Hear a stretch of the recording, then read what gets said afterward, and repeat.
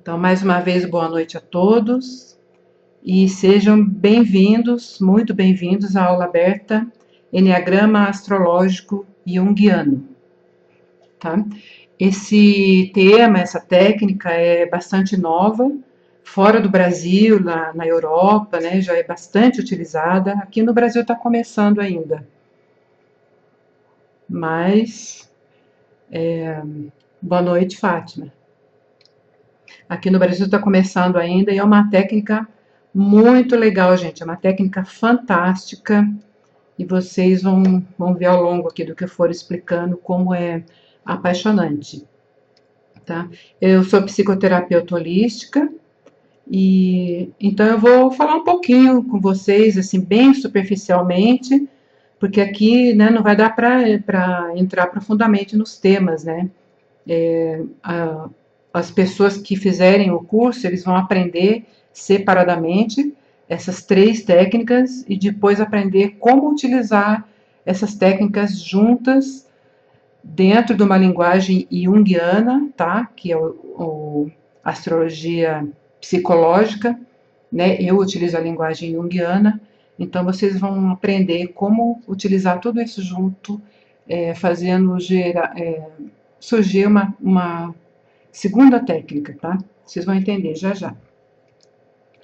Então, eu utilizo no dia a dia, no meu consultório, e eu estou muito satisfeita, meus clientes são muito satisfeitos também com essa técnica, então eu resolvi dividir com vocês. Acho que já está na hora de, aqui no Brasil também, a gente começar a aproveitar, né, dessa ferramenta tão fantástica assim. E eu vou explicar um pouco sobre a metodologia desse sistema, dessa técnica, tá? Como funciona, por que ela surgiu, né? Ou seja, vocês vão entender por que eu estou dizendo que essa técnica é fantástica. Mari trabalha com mapas e cristais. Comecei a ler sobre Jung. Ajuda muito na precisão, com certeza, na indicação das pedras para necessidades psicofísicas das pessoas. Isso segundo os bloqueios emocionais. Tá. Lembrando, gente, eu li aqui psicofísicas, eu lembrei uma coisa aqui que eu preciso falar para vocês. Eu utilizo sempre nas aulas abertas, até dentro das minhas aulas mesmo, eu procuro usar linguagens o menos técnica possível, tá? Eu uso as duas coisas, por quê? Porque fica, eu acredito, né, que fica mais fácil o entendimento, fica mais tranquilo, né? Me parece assim que flui assim mais gostoso para o aluno. Claro que os termos técnicos são importantíssimos, né? Para definir algumas coisas que a gente só consegue definir com o termo técnico. Mas assim, o máximo que eu puder, eu prefiro utilizar um termo mais popular, tá? Gente, as perguntas, acho legal, se for possível, deixar mais para o final, porque assim, ao longo, né, da conversa, as respostas podem até ir surgindo já para vocês. E aí também a gente mantém a linha de raciocínio, né? Então vamos lá, vamos começar a falar da técnica. Desvendando os arquétipos inconscientes. Tá? Então, como eu falei, o resultado desse trabalho é uma análise completa. É um raio-x da personalidade e do sistema mental, emocional e espiritual da pessoa. É uma técnica muito fácil e simples de aplicar, tá? Desde que ela seja bem compreendida e aplicada corretamente.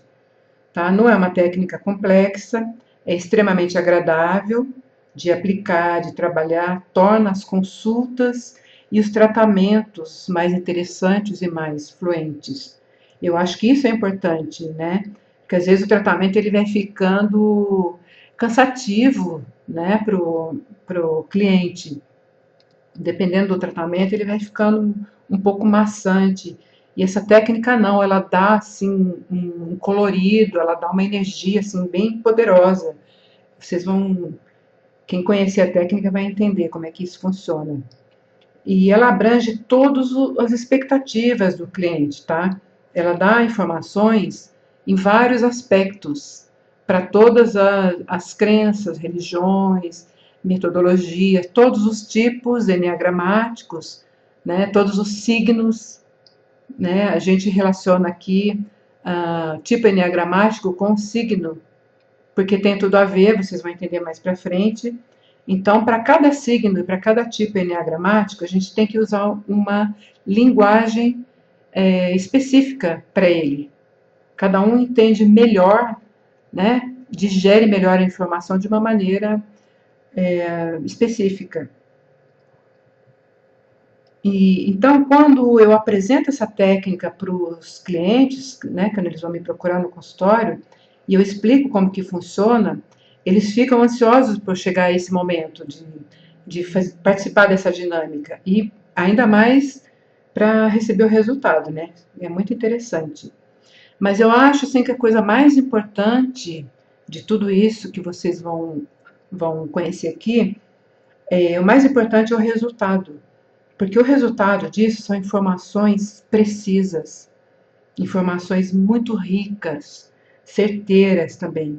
E elas vão dar para o cliente e principalmente para o terapeuta um caminho adequado para o tratamento para a necessidade daquela pessoa específica, tá? Porque cada um é um ser, tem a sua própria história, né? Cada um tem o seu trajeto, suas peculiaridades, então não é uma linha de tratamento que serve para todas as pessoas. Boa noite, Daniel, boa noite a todos que entraram aí. Sônia, paz e luz. Você está no Japão aí, é bom dia, né, Sônia? Sim, faz toda a diferença no processo terapêutico, porque o processo terapêutico também é a gente aplicar uma técnica que agrada o cliente, que faz com que ele se sinta interessado em participar da dinâmica, tá? Porque se ele tiver num tratamento mais monótono, a chance, claro que dá certo também, mas é diferente de um tratamento dinâmico, que ele fica ansioso por fazer, por participar. O resultado é muito mais rápido e o tempo passa mais rápido para ele e fica mais agradável também para o terapeuta, né? Porque cada cliente que passa pelo nosso consultório é um aprendizado imenso que a gente tem, são descobertas que a gente também faz, né?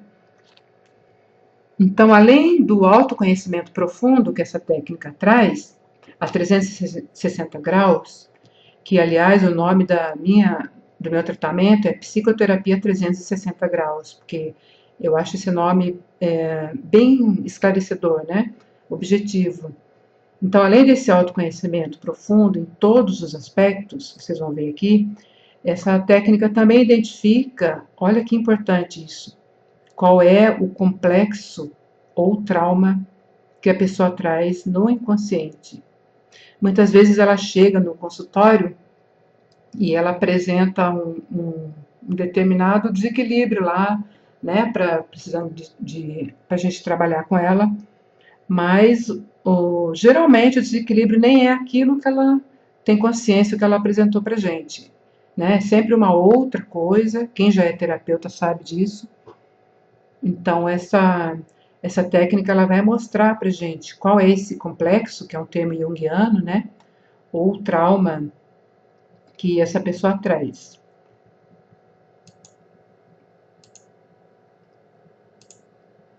Então, vou falar um pouquinho aqui de complexo.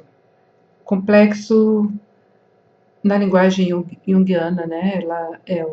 Para mim, é um termo que define feridas da alma. Intrauterino, sim. Inclusive, ele pode vir já na memória celular. A gente vai falar disso daqui a pouco, Daniel. Então, o complexo, ele simboliza feridas da alma.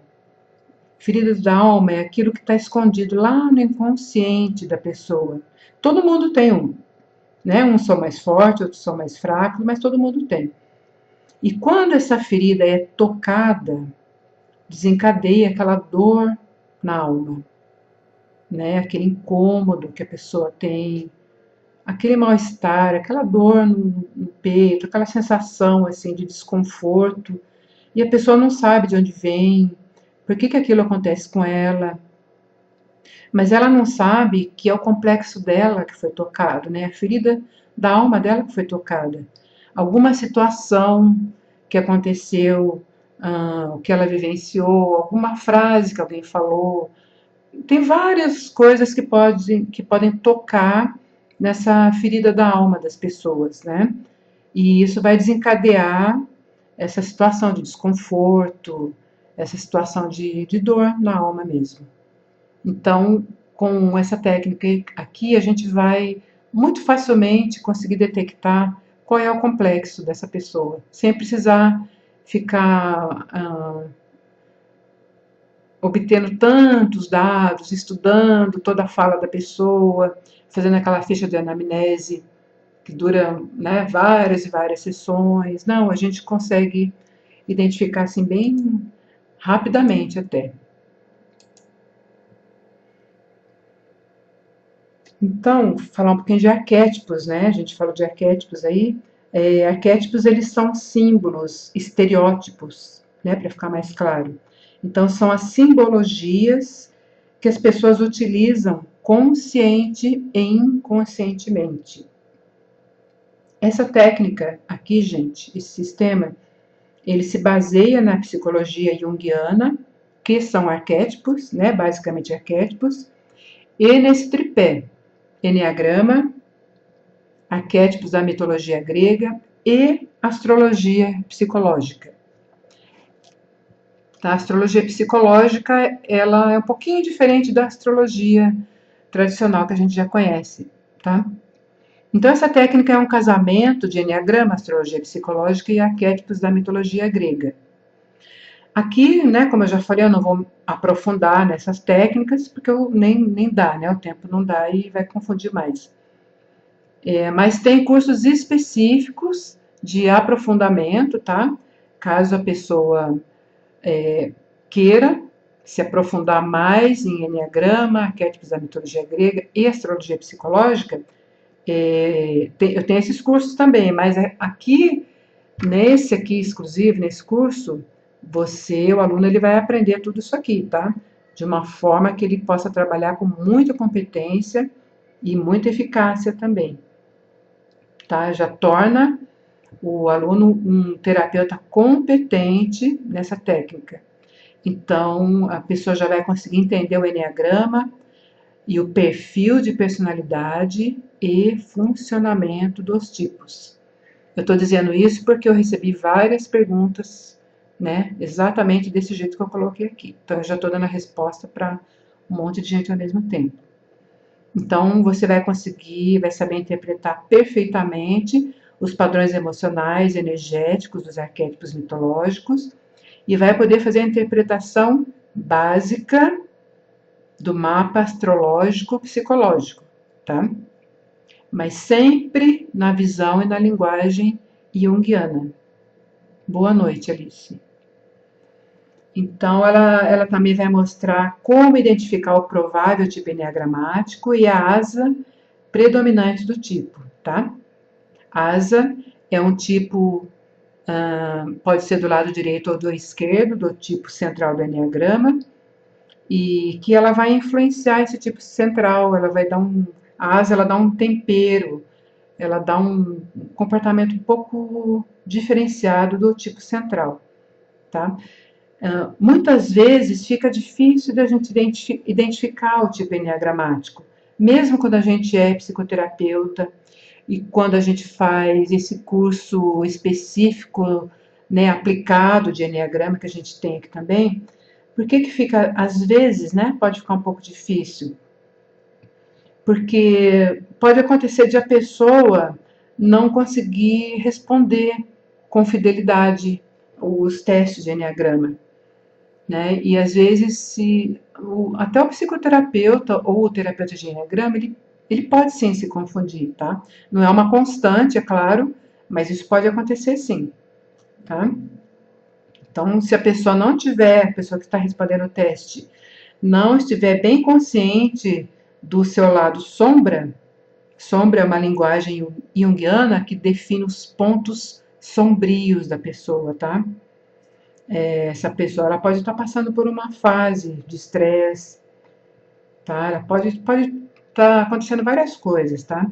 Então, as respostas, né, para os testes pode gerar um resultado falso, tá? De repente pode até acontecer isso. E muitas vezes até o próprio terapeuta ele não consegue identificar o tipo eneagramático dele, tá? E o terapeuta, ele é o primeiro que precisa ter certeza de que tipo ele é. Para quê? Para ele poder aproveitar os pontos fortes, conhecer os pontos fortes dele e tomar cuidado com as armadilhas do perfil eneagramático dele, né? Que é o lado sombra do perfil eneagramático. E muitas vezes o próprio terapeuta ele não consegue, logo de cara, né, definir qual é o tipo eneagramático dele.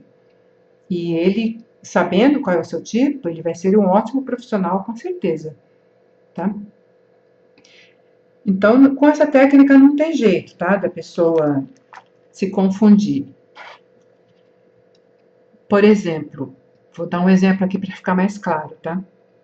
Quem já é meu aluno sabe que eu sempre dou bastante exemplo, que eu acredito que fica muito mais fácil, né, de se entender através de exemplo. E alguns tipos de enneagrama compreendem melhor através de imagens e exemplos, por isso que eu uso bastante isso.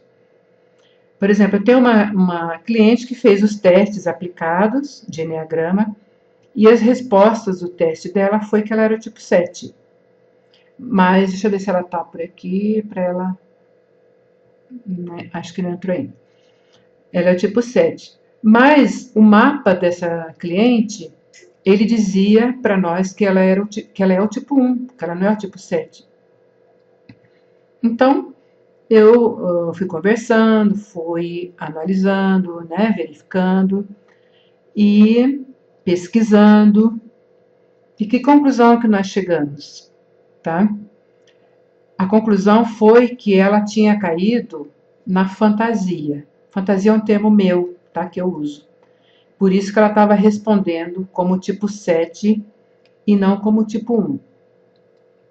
Então, por que ela estava respondendo como tipo 7? Porque o tipo 1, quando ele está muito bem resolvido, terapeutizado, já resolveu todos os conflitos, os problemas, já fez os testes, a terapia de enneagrama, já tem esse autoconhecimento profundo, já sabe quem ele é e tudo mais, o que vai acontecer? Ele vai migrar para o perfil positivo do tipo 7 do enneagrama, tá? Isso depois de bem tratado.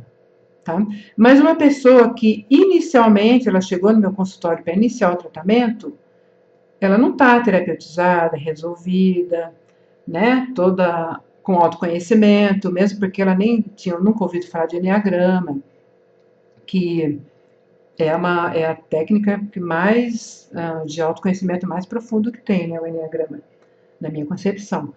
Então não tinha como ela ser o tipo 7. Então ela cai na fantasia, como vários clientes que chegam no consultório, acontece isso com eles.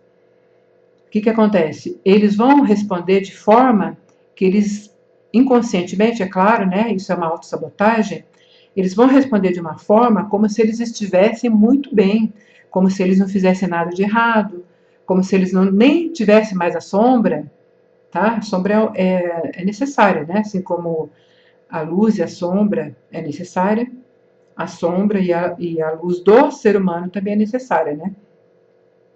Então, não tem como uma pessoa que acabou de chegar no consultório cheia de conflitos, ela ser o tipo 1 e já estar no nível, no tipo 7, como um tipo 1 terapeutizado. Então, pesquisando, nós descobrimos isso. Eu não sei se está parecendo um pouco complicado, mas é que aqui não dá para eu explicar, né, especificamente tudo direitinho, mas dentro do curso isso fica assim extremamente simples de entender, tá? Então esse é o exemplo que eu dei para vocês.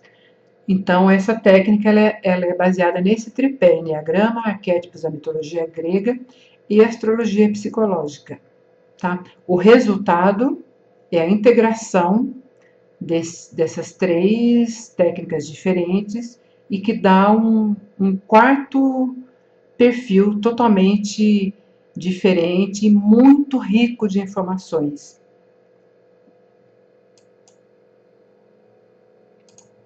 Vamos falar um pouquinho de Jung agora, né? Que é a linguagem que a gente utiliza, que é a nossa base. Então, Jung ele foi um intelectual bastante inquieto. É claro, né? Para estudar, para conhecer tudo que ele conheceu, que ele estudou, tem que ser inquieto, né?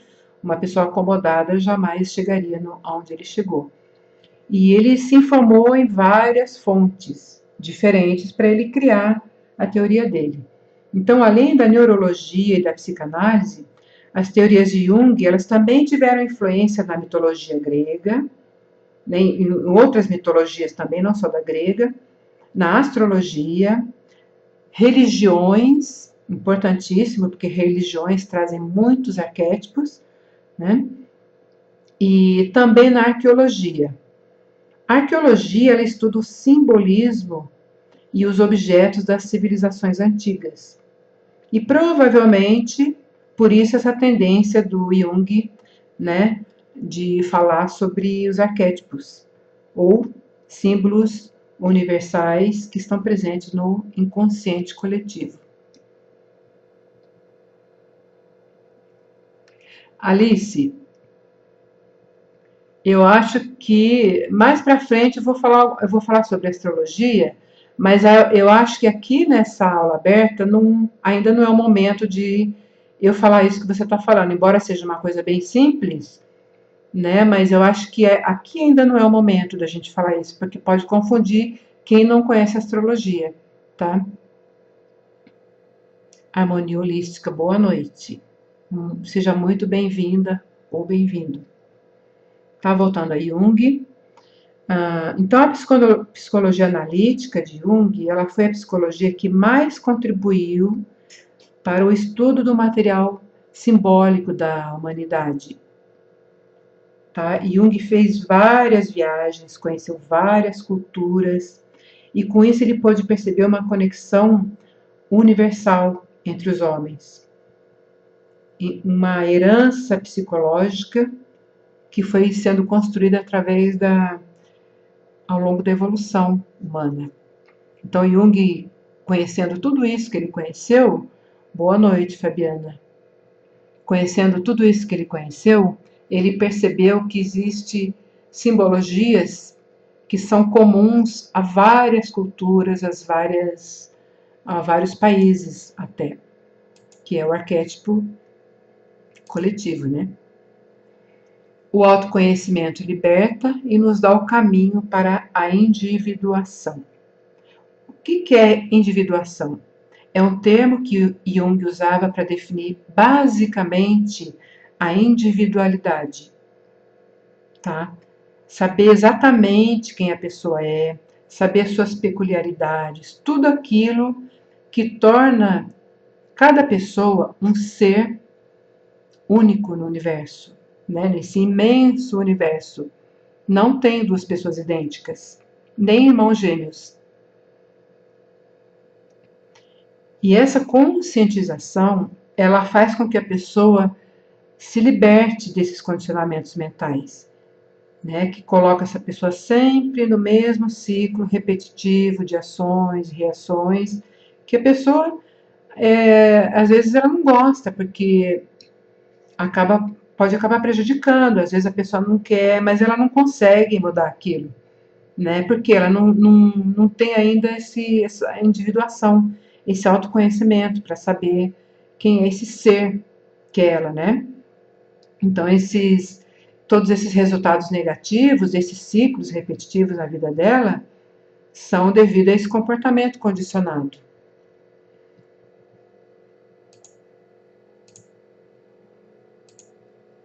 Arquétipos do inconsciente coletivo. A herança psicológica universal é denominada por Jung de inconsciente coletivo. Aqui já ficou claro, né, o que é o inconsciente coletivo. Então, a herança psicológica universal, que nós falamos ali atrás, são aqueles mitos e simbologias que são passados através das gerações, né? No mundo todo. O bebezinho, gente, que acabou de nascer, ele já traz na memória celular dele essas crenças, essas simbologias, esses arquétipos. O embrião, quando ele acabou de ser concebido, lá na concepção, ele já traz crenças, né, simbologias e arquétipos dos pais, tanto do pai quanto da mãe. E esses arquétipos, eles vão sendo reforçados pelo ambiente em que esse bebê cresce, pela gestação, né, desde a gestação, e depois quando ele nasce, através dos ensinamentos dos pais, das histórias, dos contos de fada, da mídia, das conversas com colegas, da comunidade, da religião, enfim, né, todos os meios em que esse ser humano ele vai conviver, ele vai reforçando os arquétipos tanto do inconsciente coletivo quanto do inconsciente pessoal, né, individual dele, tá? Jung ele já considerava que o arquétipo dos deuses gregos e todos os mitos relacionados com o inconsciente coletivo já estavam agindo muito fortemente na humanidade. Então, por isso que o sistema desse trabalho utilizado aqui, que eu estou apresentando para vocês, é tão eficaz, porque nós vamos trabalhar com o conteúdo simbólico e com as representações desse conteúdo na mente da pessoa que está sendo testada e analisada, tá? Utilizando sempre a psicologia analítica de Jung como base desse trabalho. Vamos falar um pouquinho do Enneagrama, tá? O Enneagrama, algumas pessoas não conhecem aqui, mas eu vou falar assim bem rapidamente, bem por cima, tá? Mas já vai dar para ter uma ideia bem legal. O Enneagrama ele é um sistema muito antigo, tá? Entre 5 a 6 mil anos de idade, e ele propõe uma identificação de estrutura de tipologia de personalidades, tá bom? Não tem vínculo religioso, não tem vínculo com nada. Ele é origem científica e psicológica, tá bom? É uma ferramenta muito facilmente adaptável a qualquer tipo de leitura e interpretação, sem perder essa origem científica e psicológica dele, tá? É um patrimônio da humanidade porque ninguém se registrou, né? Se registrou como dono do Enneagrama. Muitas leituras dizem que o Gurdjieff é o responsável pela essa versão atual do Enneagrama, né? E mais o Cláudio Naranjo também, né? O Oscar Ichazo e mais alguns outros aí que colaboraram, tá? Para essa roupagem atual do Enneagrama. Ele é uma ferramenta bastante prática e muito assertiva, que possibilita o autoconhecimento e também para que a pessoa possa entender não só como ela funciona, mas como as outras pessoas também funcionam, tá? O Enneagrama, ele mostra que existem 9 tipos de estrutura de personalidade no universo humano. Então, cada um dos 9 tipos de personalidade tem seus pontos fortes e seus pontos fracos, né? A luz e a sombra, na linguagem junguiana. Tem suas potencialidades e suas fragilidades. Todos os tipos têm tendências e reações próprias, repetitivas ao longo da vida. Isso acontece porque a personalidade é formada lá na primeira infância, tá? Até os 6 ou 7 anos de idade. Desde a memória celular, que o embrião herdou dos pais, até aproximadamente, né, 6, 7 anos de idade. Então, dependendo das informações que a pessoa herdou dos pais e como ela vai entendendo como funciona o mundo, como é que é a dinâmica da família, a dinâmica do mundo, e ela vai percebendo, né, o instinto de sobrevivência é sempre ele que faz com que a gente sobreviva e entenda, né, tudo. Então, esse instinto de sobrevivência faz com que, conforme a herança genética, a herança epigenética, conforme a memória celular, e mais outras influências, essa criança ela vai absorvendo todas as informações, tudo que aconteceu desde o útero, e ela vai criando uma forma de defesa e de sobrevivência no meio ambiente. Então, conforme o padrão de infância, é a maneira particular que a pessoa vai entender, e assim ela vai formar uma máscara ou uma persona, né? A linguagem junguiana, assim, inconscientemente, tá? E essa máscara, essa persona, para que ela forma isso? Inicialmente, para conseguir obter o respeito e o amor dos pais e de outras pessoas também com quem ela convive. Vamos ver o que a Fabiana está perguntando aqui. Você conhece algo sobre mapeamento mental dos paradigmas? Sim, só que não numa linguagem específica, tá? Aqui a gente está falando dessa, conforme uma linguagem junguiana. Tá? O mapeamento mental dos paradigmas, ele não é exatamente uma linguagem junguiana, tá, Fabiana? Mas dentro do curso você vai conseguir fazer essa analogia, sim, tá? É praticamente a mesma coisa, só que com linguagens diferentes, tá bom? Então, vamos falar um pouquinho das personalidades. O tipo 1 do Eneagrama, ele é o crítico, rígido, formal, reservado e correto. O tipo 2 é o doador, extrovertido, bom amigo e conselheiro. Gente, mais lá na frente, a gente vai falar, vai fazer uma junção e vocês vão entender um pouquinho mais desses tipos também, tá? Já junto com as outras visões. Tipo 3 é o workaholic, né? Bem comum. Conquistador, batedor de metas. Tipo 4, ele é o artista, sensível, vitimista e depressivo. Tipo 5, intelectual, reservado, desapegado, cientista. Tipo 6, desconfiado, leal, protetor dos fracos. Tipo 7, extrovertido, brincalhão, esportista, superficial. Tipo 8, é o chefão, mandão, insensível e protetor. Tipo 9, ele vive no mundo da lua, disperso, apaziguador, pode ser preguiçoso. Ele é aquela pessoa do bem que a gente fala.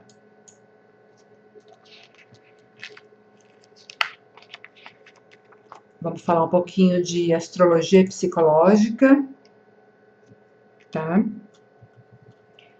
O Sol, a Lua, os planetas e os aspectos. Nós vamos falar um pouquinho sobre isso.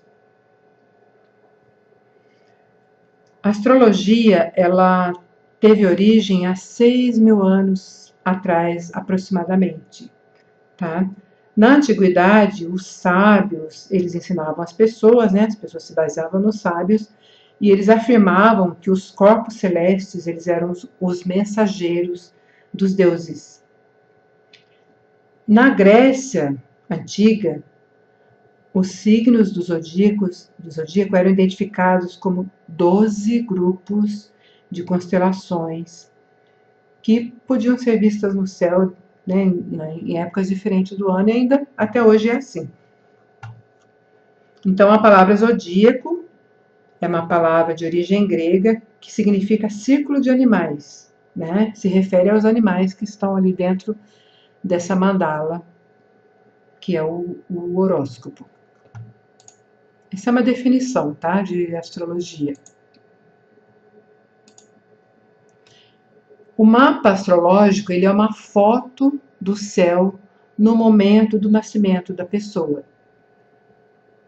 Então, aqui do lado direito, vocês estão vendo, né, o mapa astrológico, tá? Esse é o mapa de Jung, tá, gente? Então, o mapa astrológico, ele contém muitas informações, mas os dados mais importantes do mapa são aqueles que se relacionam a posicionamento do Sol, posicionamento da Lua e dos planetas no momento do nascimento da pessoa. Então, no mapa astrológico, a gente pode identificar também os desafios, tá? E as facilidades na vida das pessoas através dessas linhas coloridas. Vocês estão vendo no centro desse mapa astrológico aqui do lado direito, tem linhas vermelhas, que são os desafios, são os aspectos desafiadores, e tem as linhas azuis, que são os aspectos harmoniosos, são as facilidades, tá? Que esse mapa mostra na vida da pessoa. Então, após o estudo e análise da relação entre a posição dos planetas e dessas linhas, né, que são os aspectos no mapa astrológico de uma pessoa, a gente vai ter muitas informações, tá? E dentre essas informações, a gente vai ter tendências pontuais na vida das pessoas. Então, o Eneagrama, ele vai dar um perfil psicológico da personalidade, ele vai dar um padrão de infância, ele vai dar um perfil profissional, tá? Sônia, quem não entende de astrologia vai entender bem aqui nesse curso, tá? Não é aquela astrologia de previsões, aquela astrologia tradicional. Vai entender de astrologia psicológica, tá? Linguagem junguiana. É diferente daquela outra lá, tem bastante aspectos iguais, né? Basicamente é igual, mas tem algumas coisas específicas psicológicas. Então, voltando, o Eneagrama ele vai mostrar o perfil psicológico da personalidade, padrão de infância, profissão, potencial patológico, parceiro que combina com a pessoa, pontos fortes e frágeis, tá? Dessa pessoa, entre mais um monte de outras informações. Dá um panorama geral da pessoa. E o mapa astrológico, ele vai pontuar aonde estão especificamente os problemas dessa pessoa, que setores da vida dessa pessoa é que estão mais fortes esses problemas, tá? Por isso que a junção do mapa astrológico, psicológico com o Eneagrama é complementar e é importantíssimo, tá? Sônia, o nome desse curso é Eneagrama Astrológico Junguiano, tá? Então, conforme o posicionamento da Lua, por exemplo, que casa que a Lua está, qual signo, qual o regente da casa, que informações esses aspectos, né, que são as linhas vermelhas e azuis, estão dando, e aspectos de uma forma geral também. Todos esses aspectos, né, que informações eles estão dando. Então, a gente fazendo essa leitura e essa interpretação, a gente consegue saber qual é o complexo, né, ferida da alma, aquilo que a gente já falou nessa pessoa. E quais são os desafios, quais são as forças positivas para vencer esse desafio. Então, dependendo das informações que esse mapa apresenta para nós, a gente também, para quem gosta, para quem quer, para quem se identifica, também consegue saber qual é o karma que essa pessoa trouxe. Da vida passada, dos antepassados, da memória celular, né? Dependendo da linguagem que a pessoa prefere, que é tudo a mesma coisa, né? Só muda o nome. Então, a gente consegue saber também qual é o karma que essa pessoa trouxe. Também tendências profissionais através do mapa, vai reforçar informações do Eneagrama e mais uma série de outras informações também.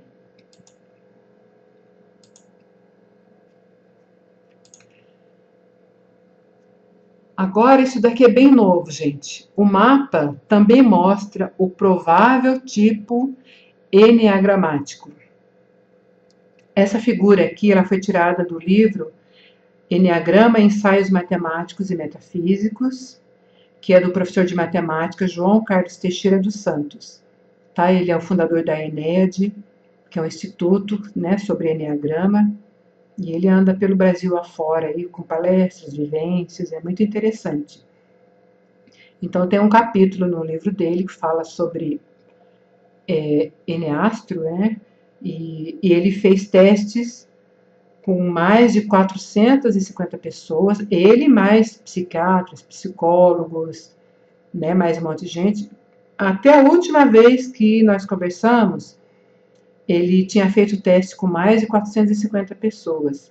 Juntando com os meus, pode mais do que dobrar isso daí, e mais outras pessoas que ele já recebeu também, que faz um tempinho que a gente conversou, então esse número já aumentou muito, tá? E essa figura aqui, ela mostra as probabilidades de um tipo enneagramático pertencer a determinado signo, tá?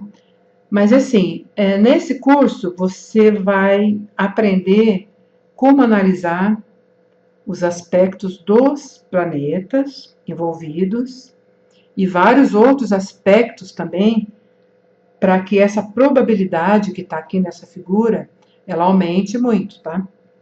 Com todas essas técnicas envolvidas nesse curso, a probabilidade se torna quase uma certeza. Pelo menos para mim, até agora, é mais de 90% de acerto, não tem erro, tá bom? E mesmo esses 10% que logo de cara a gente não consegue, muito rapidamente a gente alcança, né, com a junção de outras técnicas, tudo que está dentro desse curso também. Então, só uma informação aqui, os povos antigos, eles já estudavam com muita profundidade os ciclos da natureza, tá? Especialmente os gregos, eles já estudavam tudo que está relacionado com filosofia, astronomia, astrologia, matemática, todas essas ciências.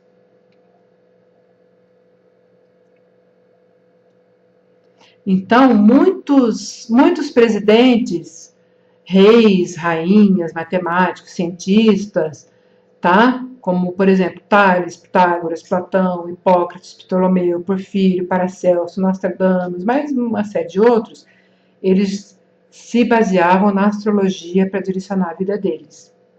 E de acordo com o British Astrological Journal, 40% das empresas corretoras de ações de Wall Street utilizam a astrologia nos seus trabalhos. Olha que interessante que é isso, né, gente? Vamos falar um pouquinho de arquétipos da mitologia grega. Agora a gente começa aqui a juntar tudo que eu falei até agora, tá? Então, arquétipos da mitologia,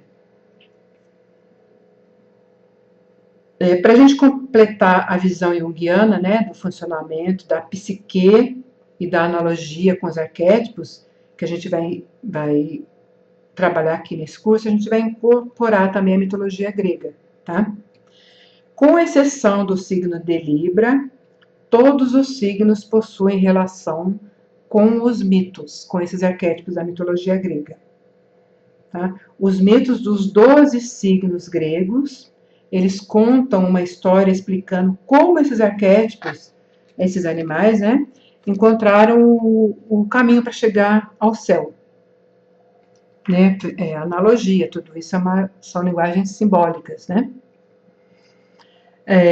Então, os deuses e deusas revelados por meio da mitologia grega são como forças poderosas e invisíveis que modelam o nosso comportamento e eles influenciam nossas emoções.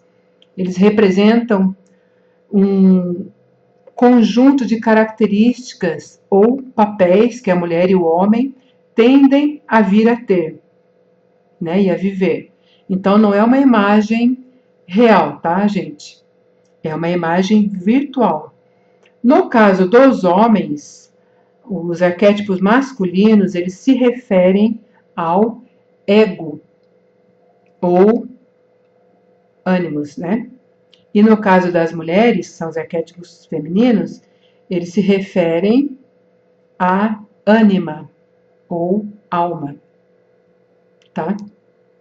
Então, nós podemos interpretar como aspectos masculinos e femininos nas pessoas, mas também como parceiros ideais que as pessoas procuram inconscientemente, tá?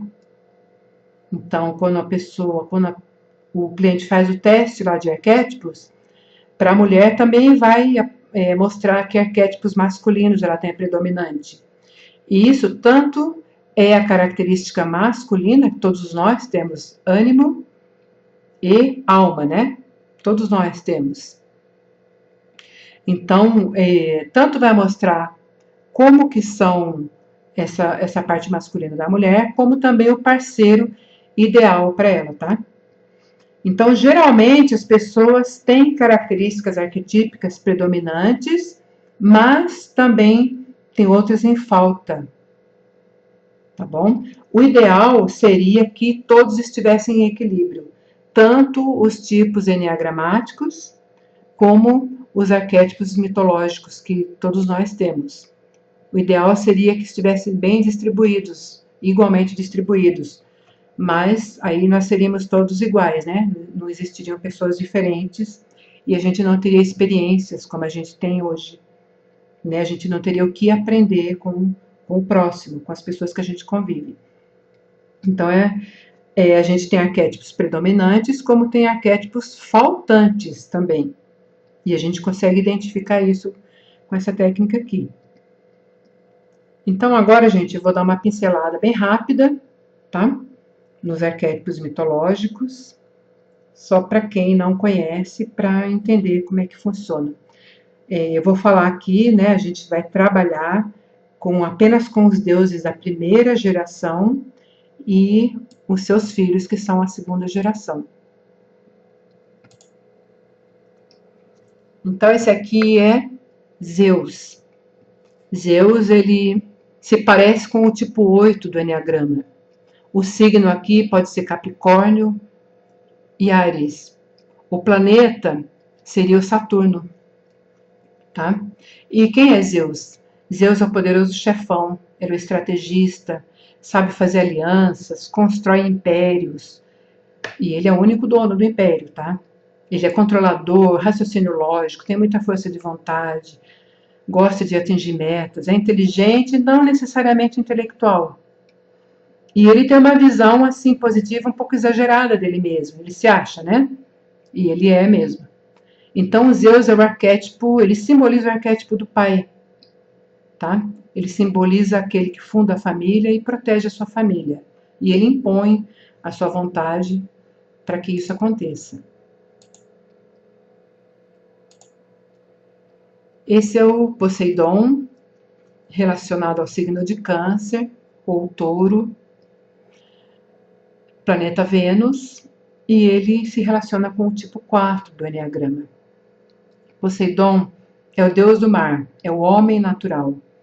Ele penetra profundamente nas emoções. Embora ele possa se mostrar aparentemente um mar calmo e sereno, de repente ele fica furioso, vingativo e emocionalmente intenso. Por isso que é o deus do mar.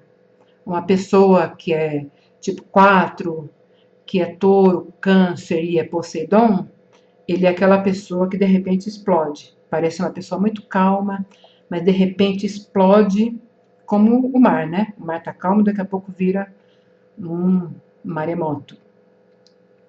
Então ele pode ter acesso de fúria descontrolada, violento, vingativo, destrutivo e perigoso.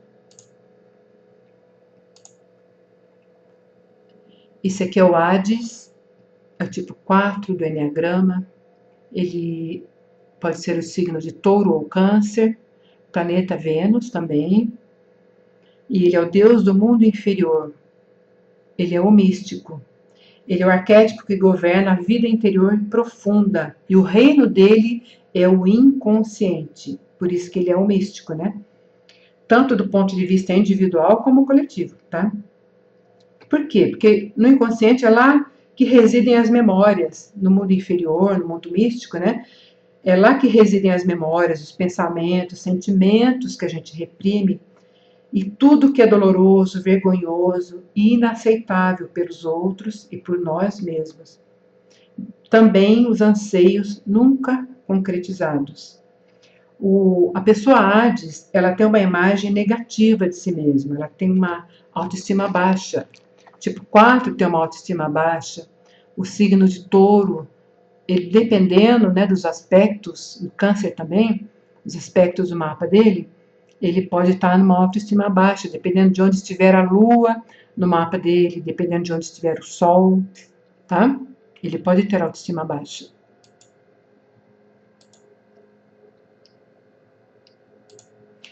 Essa é a Hestia, tá? Agora já não vou mais dar esses detalhes, eu só mostrei que é para vocês terem ideia, senão a gente vai demorar bastante aqui. A Hestia, ela é mais relacionada com o tipo 9 do Enneagrama. É a deusa da lareira. Ela é a harmonizadora dos ambientes. Ela aquece a alma, proporciona sentimentos de integridade, inteireza. Ela se concentra na experiência interior subjetiva.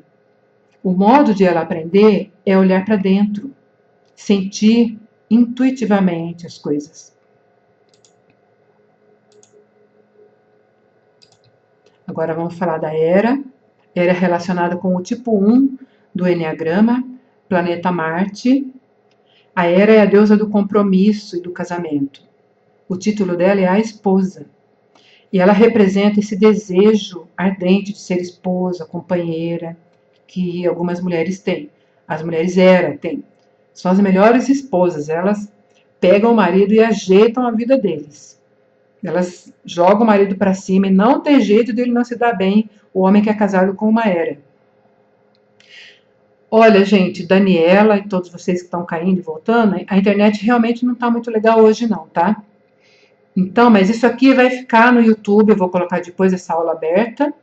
Vocês vão poder, quem já é aluno da Uniet, pode acessar lá, ou no YouTube eu vou disponibilizar lá, tá? Aí vocês vão poder ver com mais calma, com tempo, tá bom? Analisar melhor, entender melhor as coisas. Então, vamos voltar a falar da Hera, né? Então, a Hera, ela tem a capacidade de saber estabelecer vínculos, capacidade de ser fiel, ela é esposa fiel. Vou passar no final, tá?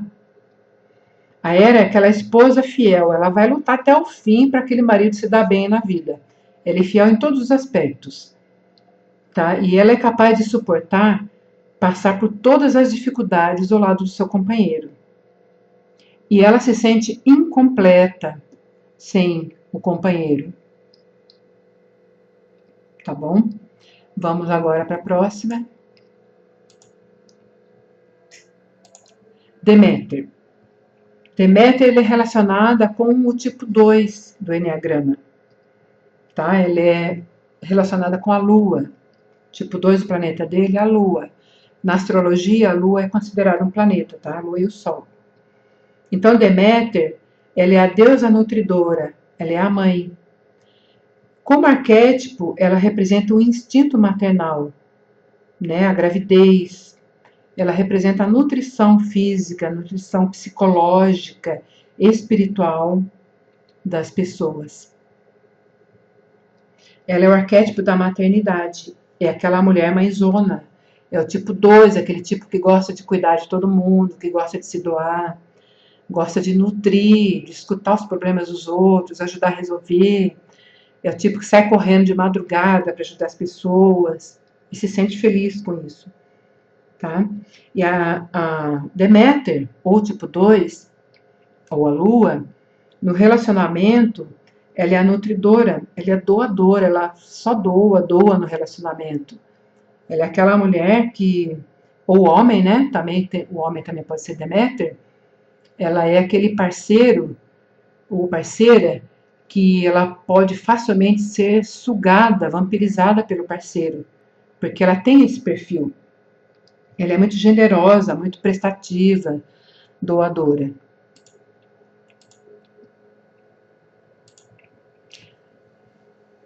Aqui é o Apolo, é o tipo 3 do Enneagrama, ele é o Sol. Então, o título dele é o Deus do Sol, é o executivo. Ele é persistente e lutador para alcançar os objetivos. Ele quer definições claras das coisas, tá? Ele se baseia em metas e objetivos. Ele valoriza a ordem e a harmonia e prefere ver o que está na superfície do que o que é mais profundo. Ele prefere cuidar mais da forma do que do conteúdo. Então, Apolo ele é a personificação da atitude masculina, que observa e age à distância.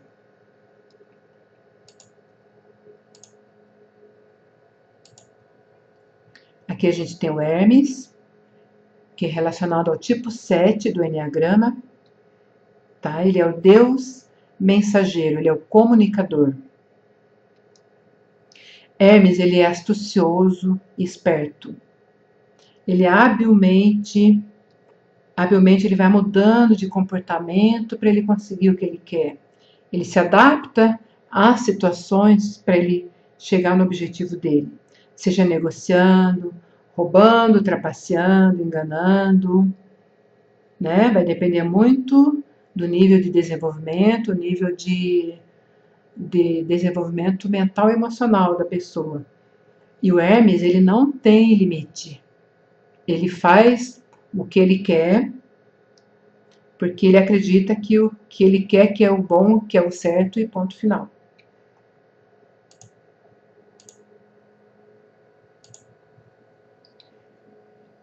Aqui a gente tem o Áries, relacionado com o tipo 8 do Eneagrama, Capricórnio, Áries e Saturno. Aí vocês estão falando, ué, mas parece que eu já ouvi isso. Áries e Zeus, eles são deuses que têm características muito parecidas, tá? Algumas coisas diferentes que fazem toda a diferença no resultado dos testes da pessoa, tá? Mas assim, de 70% das características deles são muito parecidas. Então, dependendo do mapa da pessoa, ela pode ser Áries ou pode ser Zeus. E dependendo dos resultados dos testes dos arquétipos mitológicos, também, tá, vai definir. Então, a gente junta tudo aqui para a gente definir exatamente todas as informações a respeito da pessoa. Então, Áries, ele é o deus da guerra. Ele é o guerreiro. Ele é aquela pessoa firme, ativa, intensamente emocional e corporal, tá? Ele é intenso emocionalmente e fisicamente também. E ele não pensa antes de agir. Ele é impulsivo. E ele acaba se colocando em situações difíceis por causa dessa impulsividade dele. E ele pode entrar numa briga se ele for provocado. Ele entra igual um furacão, tá? E se alguém que ele ama, alguém da proteção dele, que está debaixo da asa dele, for provocado, alguém que ele gosta, ele entra na briga também, sempre para ganhar, tá?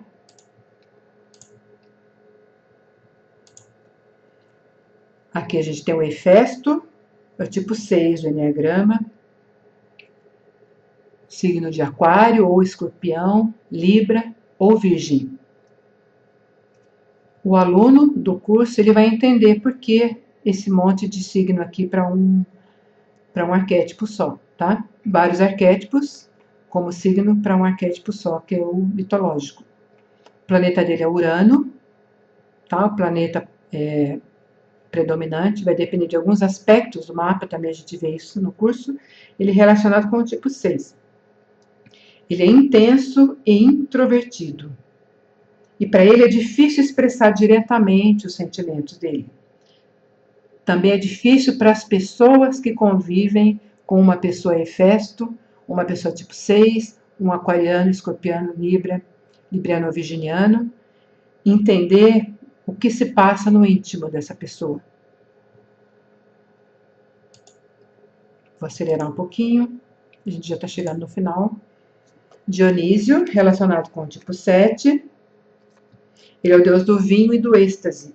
Ele é o liberal, tá? É um eterno adolescente que mal consegue se concentrar nas suas obrigações.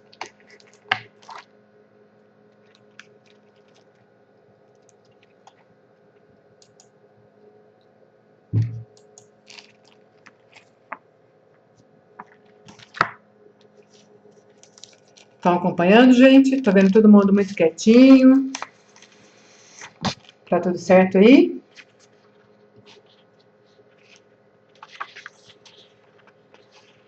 Estão entendendo direitinho? Tô indo muito rápido, muito devagar? Como é que tá?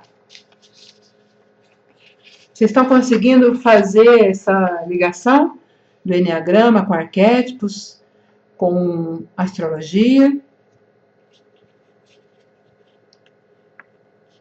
Ok, eu que agradeço. Legal.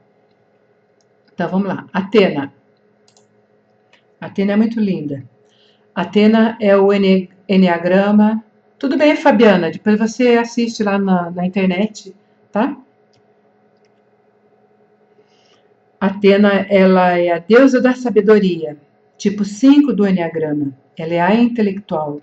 Ela é prática, descomplicada, segura de si, tem muito boa saúde, não tem conflitos mentais, assim, a tendência, né, gente? Tudo isso aqui é tendência. Não tem conflitos mentais ou emocionais.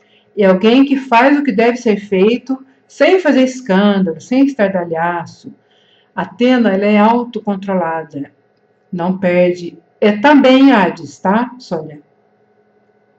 Você vai perceber que alguns tipos aqui, eles são tipos enneagramáticos e são arquétipos mitológicos e também são signos. Depois eu vou falar por quê. Então, Atena é aquela pessoa autocontrolada, dona de si, que não perde, não faz escândalo para fazer o que ela precisa. Artemis. Artemis também é o tipo 7 do Enneagrama. Tá? Ela é a deusa da caça, guerreira. Ela age por conta própria, com muita autoconfiança e é muito independente. E ela se sente completa. Ela não é igual a Hera, que precisa de um companheiro, que tem necessidade de um companheiro. Artemis, ela é livre. Ela faz o que ela quer, sozinha, e se sente bem, se sente feliz. Tá? A frase da Artemis é: eu sei cuidar de mim mesma. Aqui é a Perséfone. Pode ser Câncer, Touro, né, dependendo do mapa astrológico. Ela é o tipo 4 do Enneagrama. O planeta dela também é Vênus. Tá? Ela é a deusa rainha do mundo subterrâneo. Ela é a filha, a mística também. Ela conhece o mundo inconsciente do ser humano e ela não precisa agir frontalmente para enfrentar as pessoas. O que ela faz? Ela usa a intuição dela para saber o que ela tem que fazer e para influenciar coisas e pessoas. Por último, agora, a gente vai falar da Afrodite, que é a deusa do amor e da beleza. O título dela é A Amante. Então, a Afrodite, ela é um pouco meio inimiga da Hera, né? Então, mesmo a Afrodite não sendo muito bonita, ela é incrivelmente atraente e sedutora. E facilmente ela é cercada por pretendentes. Tá? Ela é o arquétipo mais envolvido na experiência sensorial, sensual e sexual. E ela é muito carismática e ela tem um magnetismo excelente. Ela tem bastante percepção sensorial, sim. Você está falando da Perséfone, né, Sônia? Afrodite já é outro assunto. Vamos lá, para finalizar aqui. Resumindo. Bom, gente, tem um relacionamento muito estreito entre os arquétipos. Afrodite, ela não tem um tipo enneagramático, tá, Cíntia? Aí lá no curso, a pessoa, o aluno vai entender por quê, tá? Tem alguns tipos mitológicos que não se relacionam com tipo enneagramático. Então, tem uma relação muito estreita entre arquétipos e simbolismo do enneagrama e astrologia e deuses mitológicos, tá? A união de todas essas formas, dessas linguagens e desse tipo de visão, né? Cada um deles é um ângulo de visão. A gente juntando todos esses ângulos, dá tudo isso que a gente aprende aqui, né? Essa forma de análise, que é essa técnica aqui. Então, permite que a gente tenha todos os tipos de informações desse cliente, nosso mesmo, né? Que tudo que a gente aprende, a primeira pessoa que a gente vai aplicar são em nós mesmos, né? Claro, a gente se autoconhecer para poder trabalhar, né? Com as técnicas. Então, com essa definição desses arquétipos dos deuses mitológicos predominantes e faltantes, com a interpretação do mapa astrológico, além dos termos, né? A gente vai ter muito mais segurança e assertividade para saber qual o tipo enneagramático.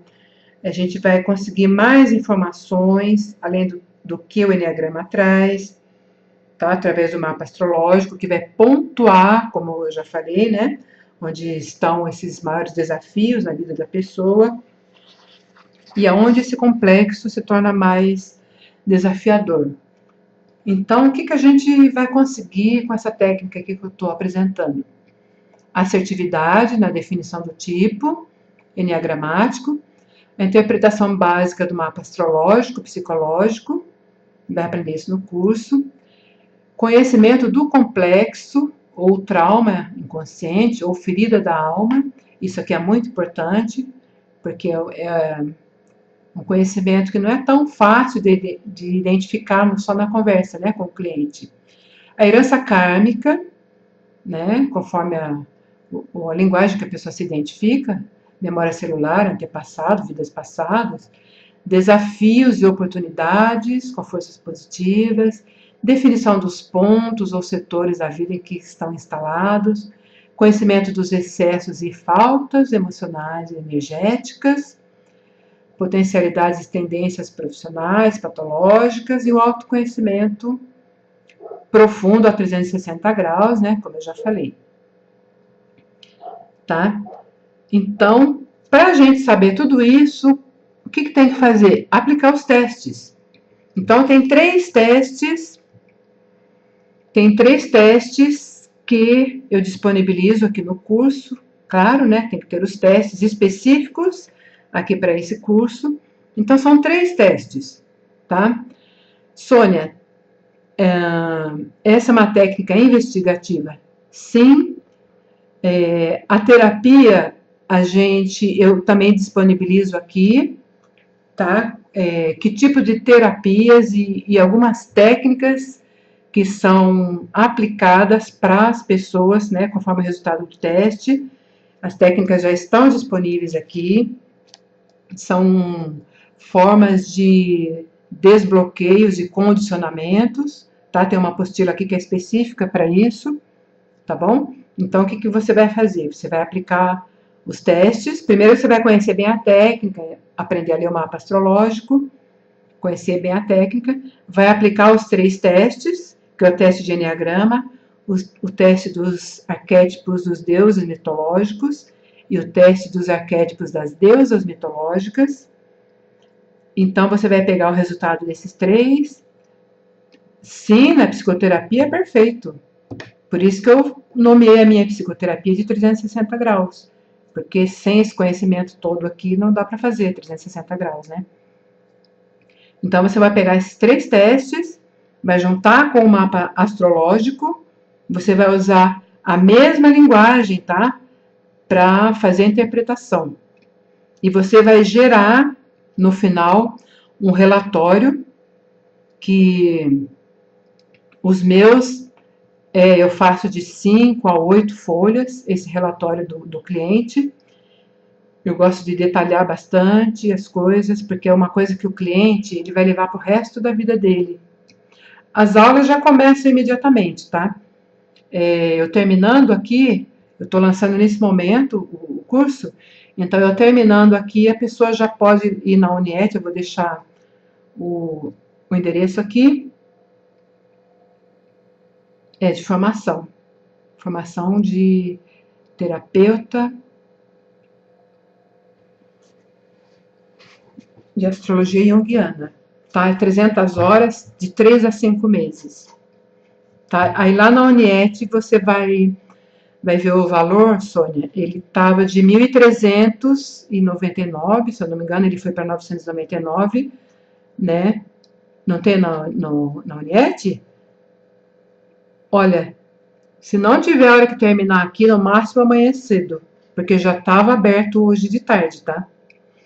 E assim, quem fez o outro curso de Enneagrama aplicado tem o desconto de 20%, tá? Para quem já fez o curso de Enneagrama aplicado ou quem está fazendo, né? Que tem ainda vários alunos lá no outro curso, tem o desconto de 20%.